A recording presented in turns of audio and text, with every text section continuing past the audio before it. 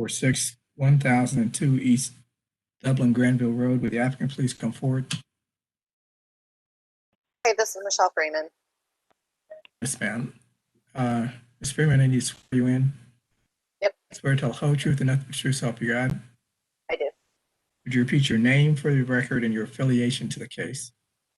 My name is Michelle Freeman. I'm with Kaiser Industries. The address is 9015 South Kedzie in Evergreen Park, Illinois. And I am the applicant hired by or working with Sign Vision Company. Darren Gray is also on the line. Yes, I'm here as well, Sir, so I can, you can swear sir, me in. did you want to speak? If you do, I'll swear you in. So Okay. swear to tell the whole truth and nothing but the truth, so help you God. Would you repeat your name one more time for the record, please, and your affiliation to this case? Sure. My name is Darren Gray. Sign Vision, we're the sign company that would be doing the work. We're working with the owner, and we're at 987 Claycraft Road in Gahanna. Okay, thank you. Mhm. Who's presenting this case? Mr. Benich. Phil Benich presenting. 1002 East Dublin Granville Road is located on the north side of East Dublin Granville Road, approximately 180 feet west of I-71, which is served by the Northland Community Council, Zone CPD Commercial Plan Development. The 1.7 acre parcel is developed with a parking lot, whose owner also owns the adjacent parking lot to the west and the self-storage establishment to the north. In the southeast corner of the parcel along Dublin Granville Road is an existing 75-foot tall ground sign. Surrounding uses include restaurants to the west, a neighborhood shopping center to the north, a motel and restaurants to the east, and an office building, retail store, and drugstore to the south. The applicant proposes to reface the existing internally illuminated ground sign to be used as off-premises signage for a self-storage establishment to the north. The dimensions of the graphic area are the same as the previous use, 10 feet 3 inches by 24.9. A graphics plan is required to revise and replace the previous plan because the sign is changing from on-premises to off-premises. Included in the graphics plan are a special permit to allow off-premises and the modification to increase the sign height from 35 feet to 75 feet. The existing ground sign was used by the Harley Motel, which dates as far back as 1964. In December 2000, a graphics plan was approved to allow a 75-foot tall sign as an on-premises motorist service use for the Giant Eagle fuel station. The Northland 1 area plan does not comment on off-premises signage. Staff note that although the sign is not consistent with the design guidelines, as it is a pole sign, it is existing and therefore staff has no comment. The Northland Community Council recommended approval of the request and city departments recommend approval. The existing ground sign far predates the off-premises special permit and height requirements. No changes being proposed beyond the refacing of the sign, and therefore the granting of the request would have little to no effect on the surrounding neighborhood or corridor. Mr. Chairman.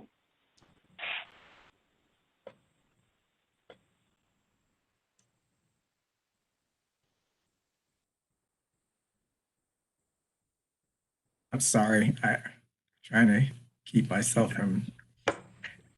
I was on mute again. Is there anyone else who'd like to speak to this case? Not seeing anyone. This is a graphics plan. Are there any Mr. questions? Thompson, I'm sorry. Yes, sir. This is Dave Paul with the North. Yes, sir. Council. Yeah, I'm sorry. I was waving my hand. I'm sorry. That's okay. Let me swear you in. Yep. Swear to all truth and nothing but truth, so help you God. I do. Would you repeat your name for the record and your affiliation to this case? Yes, my name is Dave Paul. I chair the Northland Community Council Development Committee, which heard this case. Go right ahead. Okay, thank you.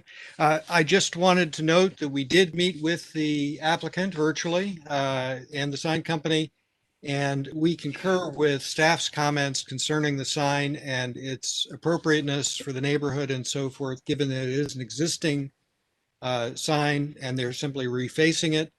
Our committee met with them on January 27th. The vote was 13-1 to recommend approval of the application. Thank you, Chair. Thank you. Mr. Freeze, is this one special because it's a graphics plan and special permit, or can we just handle it as a graphics plan? You're muted. You're on mute, Jamie. Sorry about that. You are correct, Chair Townsend, because it's a graphics plan and special permit. You don't need to find a finding of fact. Okay, then let's vote on this.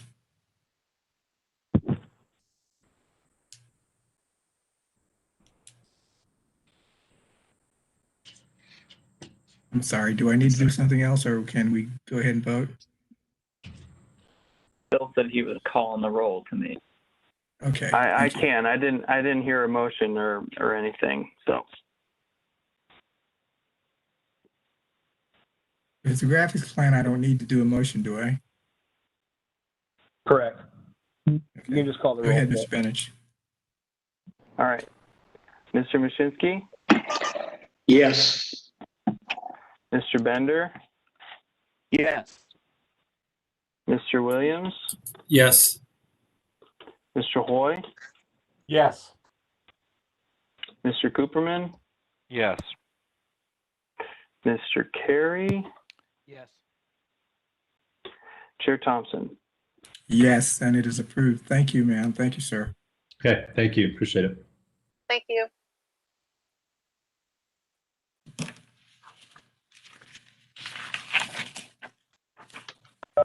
Real trick to this particular thing is going to be keeping these pages in order.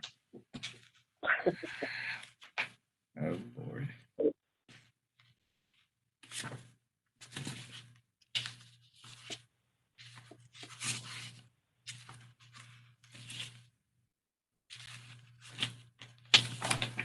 Okay. If you read, case 3 is DC 20-047, 1105 Schrock Road. Would the applicant please come forward? That's me, sir. Dustin James. Sir, need to swear you in? Yes, sir. Or tell the whole truth and nothing but the truth, so help you God? I do. Would you repeat your name for the record and your affiliation to this case? Yes, sir. My name is Dustin James, and I'm representing the property owners, Schrock Road, 1105 Schrock Road. Okay, thank you. Who's presenting this one, Mr. Freeze? Yes, I am presenting it. Okay, GC 20-047, 1105 Schrock Road is located at the terminus of Schrock Road along I-71. Site is zone M manufacturing. Oops. And as you can see from the slides, site is developed with a multiple-story office building. The immediate area is primarily developed with office buildings and a nearby hotel. The applicant proposes to install a new wall sign near the top of the existing structure that identifies a tenant of the building that only occupies the lower floors of the building and is not on the wall that encloses their tenant space. The office building was constructed in 1982. Fun fact. The Northland 1 area plan recommends that signs be keeping with scale and size of the building facades. The Division of Planning states that after receiving revised drawings that more clearly show the sign's dimensions on the existing sign band, that they are now in full support of the proposal. The Northland Community Council recommends approval, but I'll let Mr. Paul speak more on that. City staff can recommend approval as the proposed graphic is in keeping with the scale and size of the building facades, as recommended in Northland 1 area plan. The only condition we are requesting is that the elevations be stamped by the commission. With that, we'll turn it back over to you, Mr. Chairman. Would you go ahead and present your case, sir? Thank you. Yes, just like Mr. Freeze said, it'll be we're looking to get approval to have the sign along the top of the building. I believe it's the east side of the building. The visibility there for our customer is very good. The owner has in their agreement for folks that rent that area, they're allowed to put signage up, and they support the signage. And we're just looking for that support from the council as well. I think it's a very nice, very attractive looking sign with the day-night vinyl. It's going to look good during the day, during the evening, and that's all I'd like to add. Thank you. Is there anyone that has any questions? Anyone else would like to speak to this case? Chair Thompson. Yes, sir. Dave Paul, I have been sworn. Yes, sir. Go right ahead. Let me just say for the record then that the Northland Community Council heard this case in December, on December 2nd of last year. This is an interesting site, a prominent site in the Northland area. Most folks, I think, will know it probably as the Bush Corporate Center, which actually in this case emphasizes the need for the tenant to obtain visibility and recognition for their tenancy, because most folks are not aware of that change. Our committee heard the case and recommended approval 16-0, and I'll be happy to answer any questions. Okay, thank you. Are there any questions? Not seeing any. Do I find this is an appropriate sign for this location? Is there a motion for that finding of fact? I will make a motion to approve the finding of fact with respect to the facts presented in this case are appropriate for variance. Thank you. Second, I'll second the motion. is there, can we all vote by, oh my goodness. All in favor of that motion, use the sign of aye. Aye. Aye. Opposed? Something, it's terrible noise. So having the ayes having it, so the motion is approved. Can we now vote on this for the motion? You have something to say, Mr. Freeze? I'm just trying to figure out where that background noise is coming from. Looks Okay. like everyone is pretty much muted, so I don't know. I don't know either, so. And we call the roll and vote on this, please. Mr. Bender, Yes. Mr. Williams, Yes. Mr. Hoy, Yes. Mr. Cooperman, Yes. Mr. Carey, Yes. Mr. Mashinsky, Yes. Chair Thompson. Yes, and it is approved. Thank you, sir. Thank you, folks. Have a good evening. Be safe.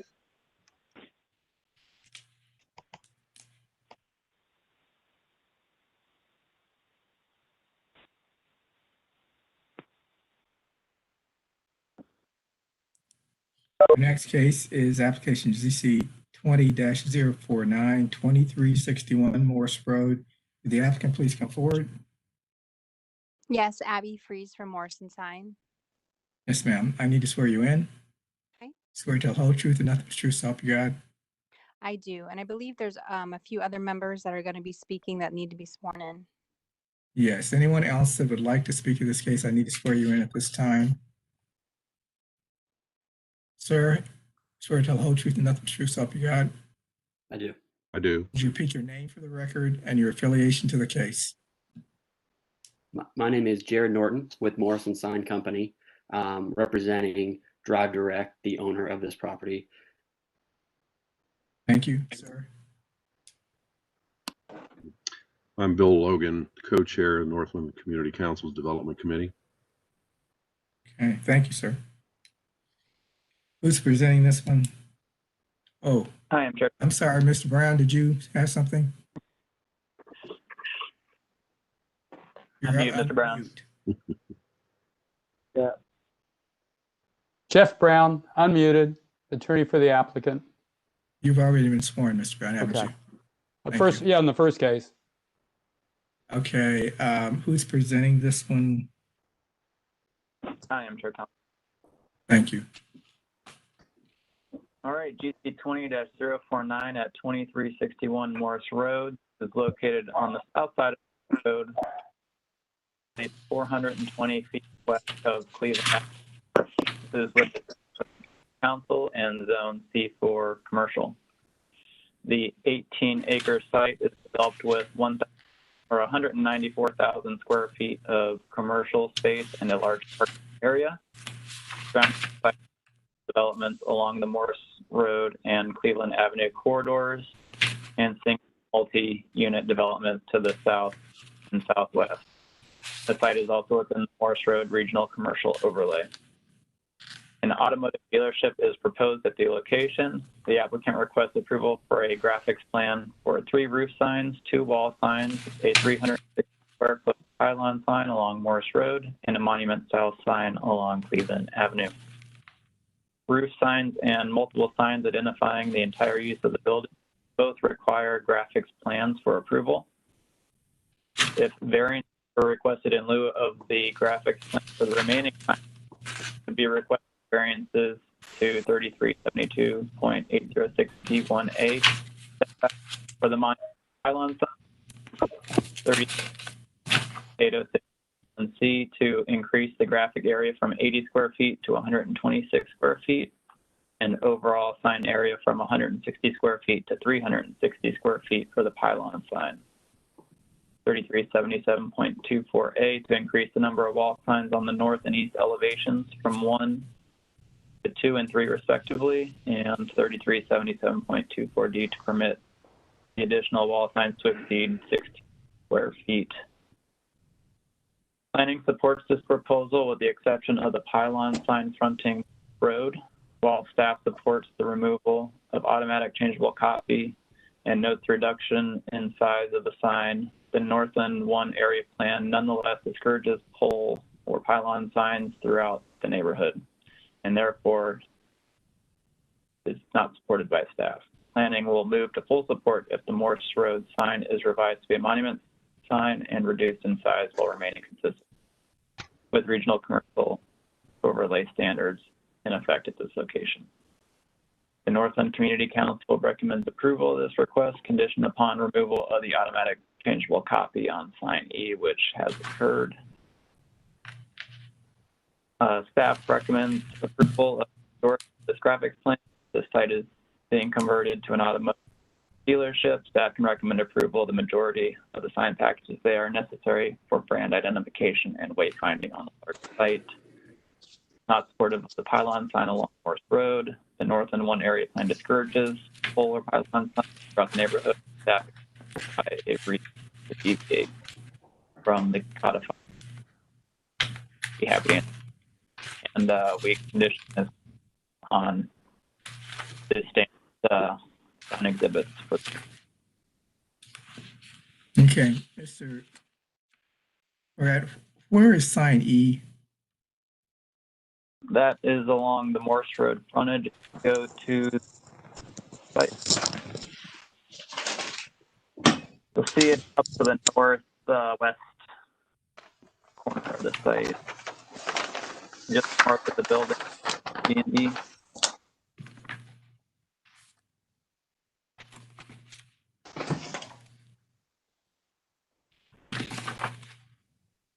Okay, thank you.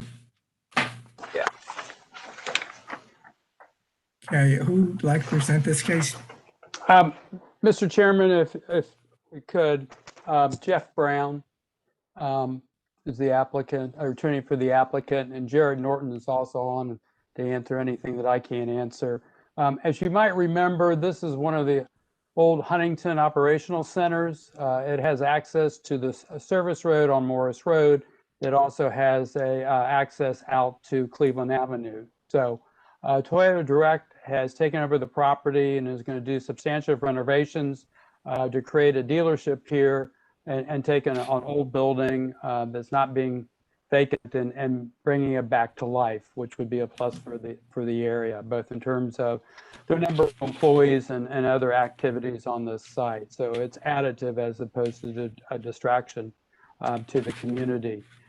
In terms of the signage, it's pretty typical signage. We would have a sign along Cleveland Avenue. We would have a sign at our main entrance, which is off the service road and not actually frontage on Morris Road. As you know, in that area, the city developed service roads, so we are set back. And then we have wall signs that you would typically as part of an overall dealership. In terms of the one sign in question, I guess, the main entrance sign, that sign was taller and had an electronic changeable copy as part of that. And in our discussions with Northland and staff, it became that what we really needed to do was do something that would meet specifically the height requirement. And so that height of the sign was reduced to 20 feet. The shape of that sign, when you look at it, it has the top part, but then it has a sign case. And so there is a wide body to that going down to the limestone base. And so we reviewed that design after we eliminated the electronic message board from it with the zoning clearance staff. And they indicated to us that that sign in the shape and the design of it met the overlay requirement. We presented this whole package to Northland, and I don't know who is speaking on that, but Northland recommended approval of all the signs, including this sign at the entry point, as long as we eliminated the electronic message center. And so we have done that, as you've seen in the exhibits that were shown this afternoon. Okay, thank you, Mr. Brown. Is there anyone else who wanted to speak to this case? Chair Thompson, Dave Paul with the Northland Community Council, and then I'd just like to present the facts of our report. And then Mr. Logan, my vice chair, mentioned he had some questions that he shared with staff today and perhaps would like to bring to your attention and the applicant's attention, just for clarification, if we could. Thank you. We heard this case on January 27th of this year. As staff has indicated, our committee did vote to support the application. The vote was 14-0. Generally, we are supportive of the graphics plan. As you've heard, the one condition of our support was the removal of the automatic changeable copy. As staff's exhibits or the applicant's exhibits and staff's report have indicated, the changeable copy has been removed. That was the sole requirement for our approval at our meeting. However, there are some questions that have come up as a result of planning and staff's comments. And again, if I might, I'd like to yield my time to Mr. Logan to pose some questions. Thank you, Mr. Logan. Thank you, Mr. Thompson. The existing or the revised sign has completely deleted the automatic changeable copy as they've demonstrated in the graphic, which was an absolute paramount issue. It would have been the first time that a graphic would have been allowed on the corridor in the 23 years that the regulations have been in effect. They understood that. They deleted it. The sign maximized at the 20-foot height, which is the maximum the code allows, the RCO allows for a graphic of this size based off the fact they're a 5-acre plus site.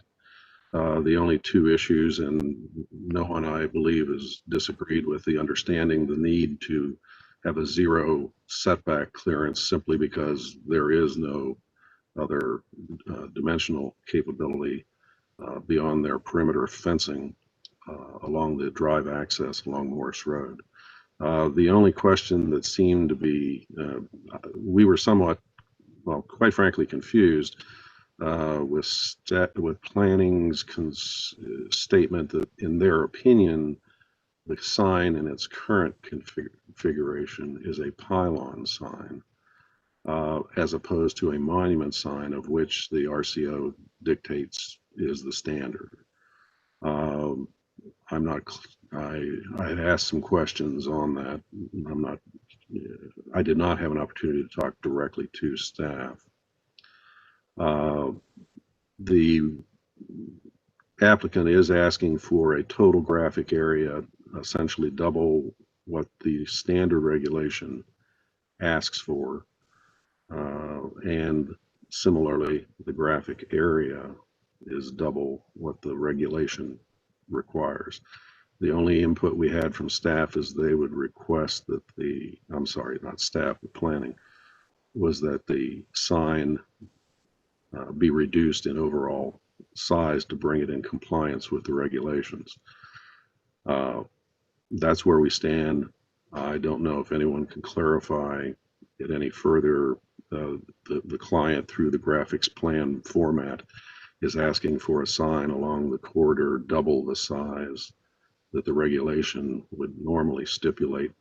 I don't want to say without variance, because the graphic plan itself is a variance. We did have 2 new dealerships that showed up here the last year along the corridor, both Lexus and Kia, and they simply put a monument sign in, but we discussed that and we understood that. Do we have an answer from staff, Mr. Bench or Mr. Freeze or Mr. Thompson, I actually had a conversation with the planning staff about their concern. If you think that would be appropriate for me to respond to. You can give your recollection of that. Yeah, I mean, ironically, planning came back and said that they would prefer to see 2 poles, one at either end of the sign. And I kind of scratched my head in terms of that discussion, because that to me is a pylon type sign. I think they're typically called field goal type signs. And so I was kind of surprised about that, because they weren't talking about a solid mass or anything. So what we did in terms of our design is, 1, get rid of the electronic message board. 2, we've got that pole covering section in there that's 8 feet wide. And when we reviewed this with Zach Cowan at the city, Cowan, excuse me, at the city, to make sure we were in compliance in terms of our design, the response was, as long as you don't have the electronic message board there, then the shape of that would meet the overlay requirement. The reason for the size increase is, if you know this part of Morris Road, is that it's being served by service road.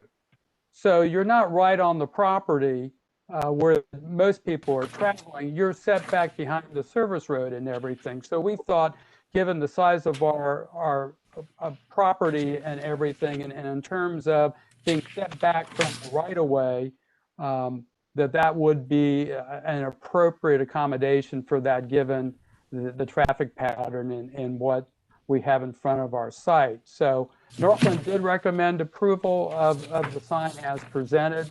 And I believe planning's issue is only in terms of the shape of the sign, not necessarily sign. But we like this. I don't think Northland, Mr. Logan can speak for that, but if I showed up at Northland with this sign with a pole at either end of it, Northland would not be supportive of that, because they would view that as a pylon sign. So this sign design meets the overlay requirement per the city's review, and the overall package has the support of the community when we presented it to them.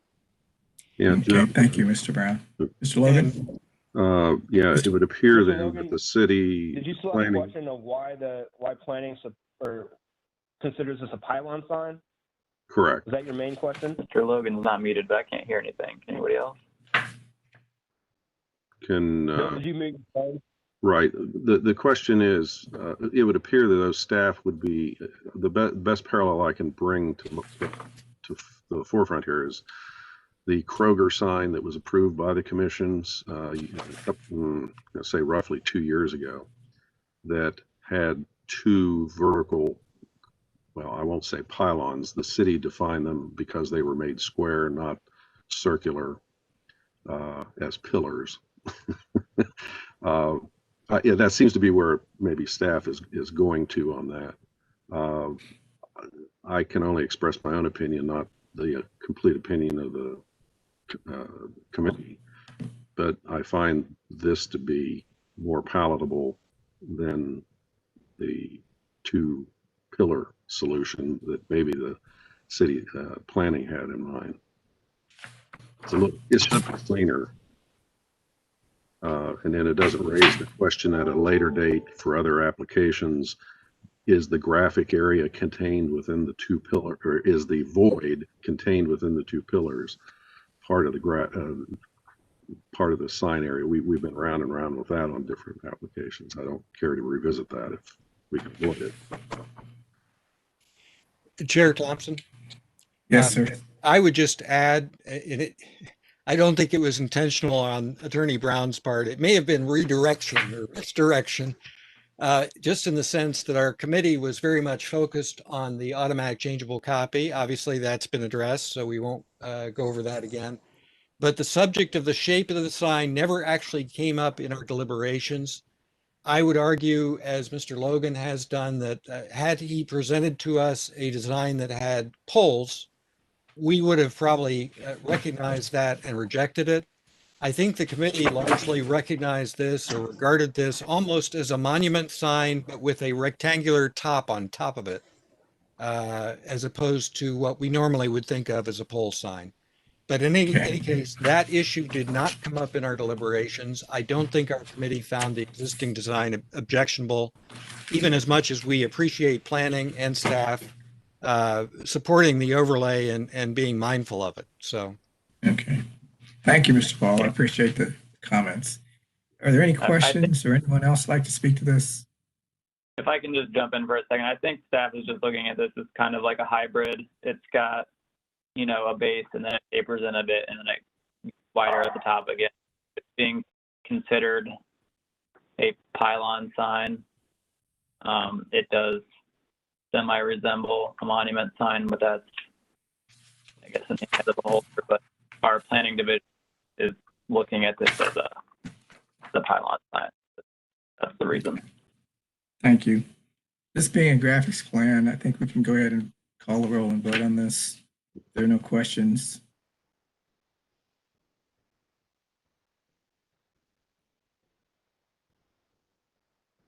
Mr. Williams, Yes. Mr. Hoy, Yes. Mr. Cooperman, Yes. Mr. Carey, Yes. Mr. Mashinsky, Yes. Mr. Bender, Chair Thompson. Yes, and it is approved. Thank you, gentlemen. Have a good evening. Thank you all for your time. Going on to application 5, GC 20-054 at 610 Neal Avenue. Would the applicant please come forward? Craig Moncrief. Oh, Yes, sir. I need to swear you in. Swear to tell the whole truth and nothing but the truth, so help you God. I do. Would you repeat your name for the record and your affiliation to this case? Craig Moncrief. I'm the attorney for the applicant with Plank Law Firm. Thank you. And Mr. Murat, you present this one? Yes, sir. All right, GC 20-054 at 610 Neal Avenue, located on the northeast corner of Neal Avenue and Yale Boulevard. This is within the Victorian Village Zone R4.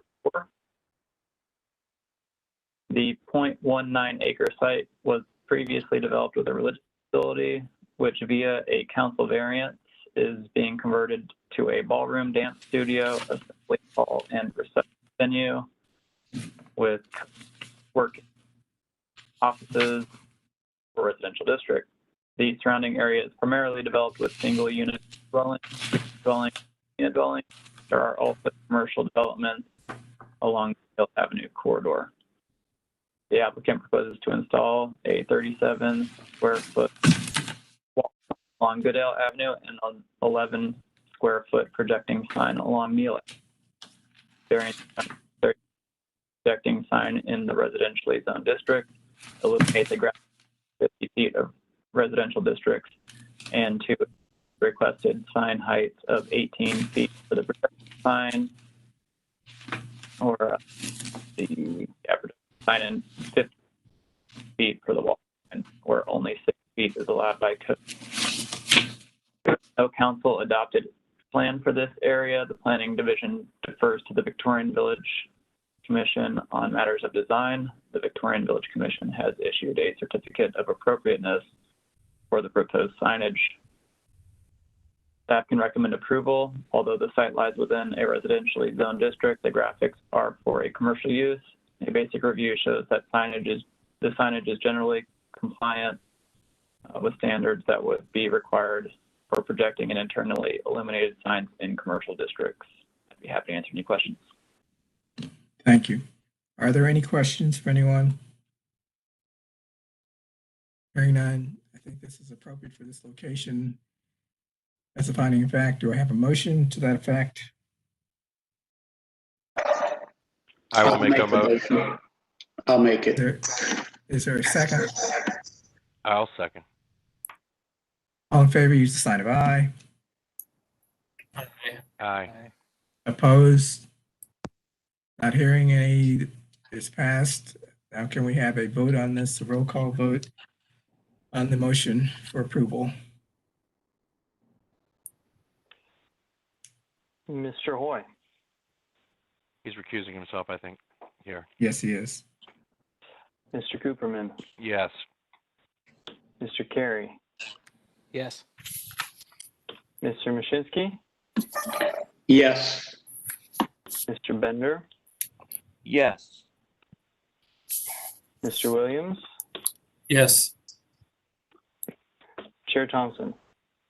Yes, and it is approved. Thank you, sir. Thank you very much.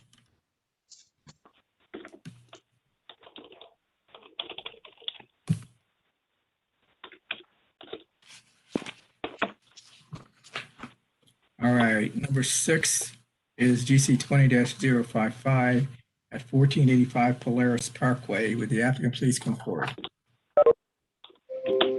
This is Derek with Kimley Horn. Yes, sir. Need to swear you in?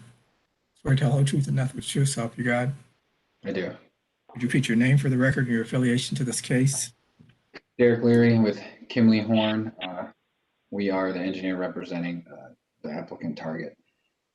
Thank you, sir. Mr. Benish, you presenting this one? Yes, thank you, Mr. Thompson. 1485 Polaris Parkway is located on the west side of Lyra Drive, approximately 405 feet south of Polaris Parkway, served by the Far North Columbus Communities Coalition, so limited commercial. The 12.2 acre site is developed with a Target department store and associated parking.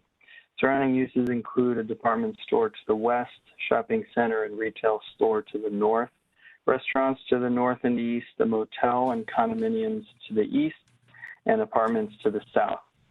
The applicant proposes to convert a centrally located light pole into a 12-foot tall solar-powered beacon sign, which will include a 39.33 square foot green cabinet.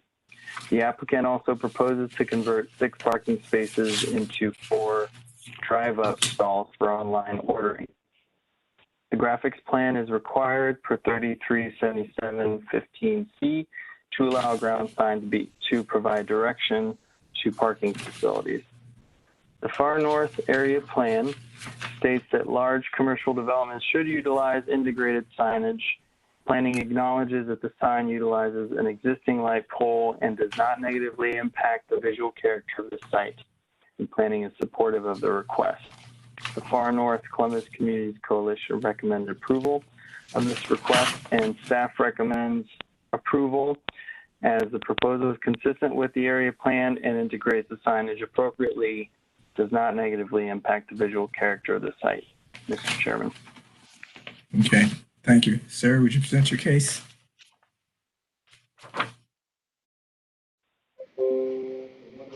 Thank you. I appreciate staff's help. I don't have too much to add. There's due to COVID and the increase in online sales, Target's looking to add more spots for this. We've gotten approval for the striping component, final site compliance plan with the city. And this is the final step to get the beacon approved to have that additional signage.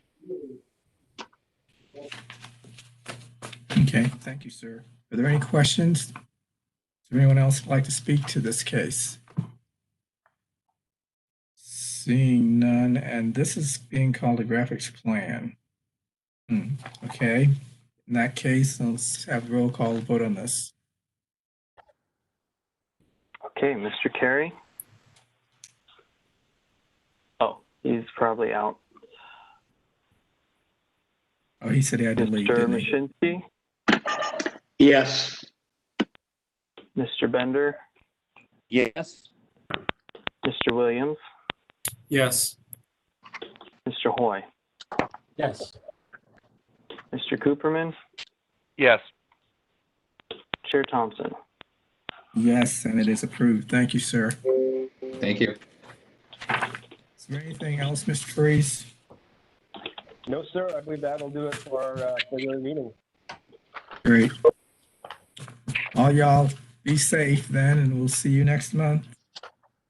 Thank you. Thank All right. you. Thank you. Thank you, everybody. Thank you. Mike, Phil, hold up a minute. See?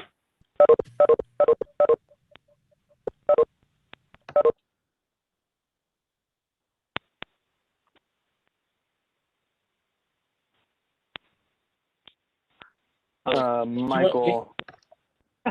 Michael Merritt, I'm sorry. Oh, man. Okay, goodbye. See you, Mike. Mr. Hoy. Bye. Michael, That's fairly easy meeting. did you get to... the recusal on GC 054 and Carrie absent on 055? Yep, I noted both of those. Okay. So I'll export the orders.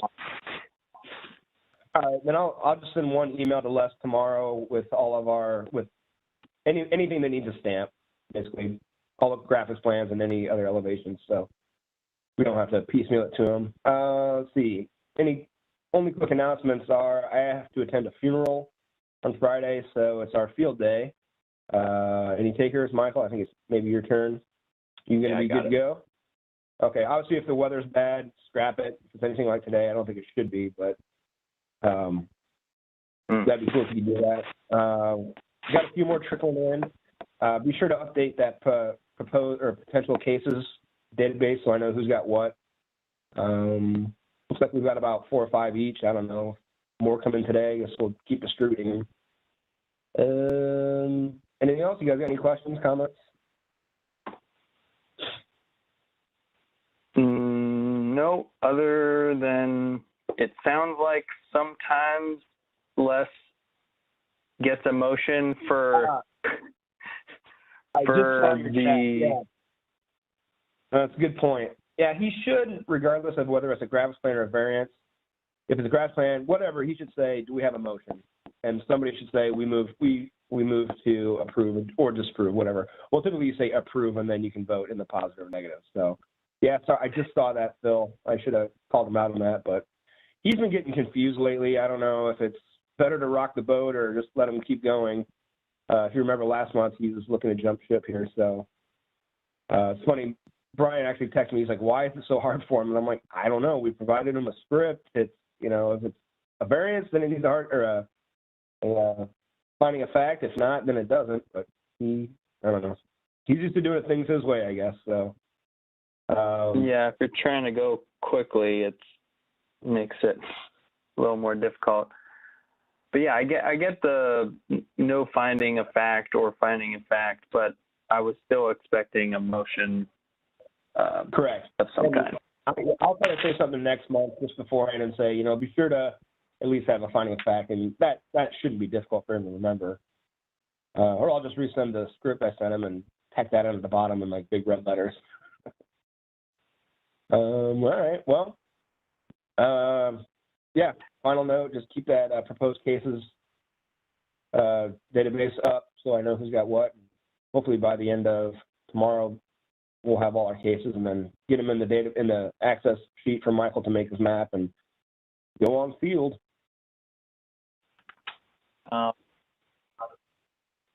It's up to date on my end, and I'm dropping my single graphics plan into the folder to be signed. So yeah, I need to update mine. I mean the document. Very good. Well, all right. Nothing else then. That was a fantastic day to have a snow day at daycare. Phil, did you experience the same thing? Stay at home daycare? No, no, we're all home like usual. Oh, I thought Okay. Thought maybe your boy was going to daycare, but no. Nope. All right. Well, on that note, good job. Yeah. Yeah, stay safe, guys. Okay. Talk Take to you it easy. later. See ya.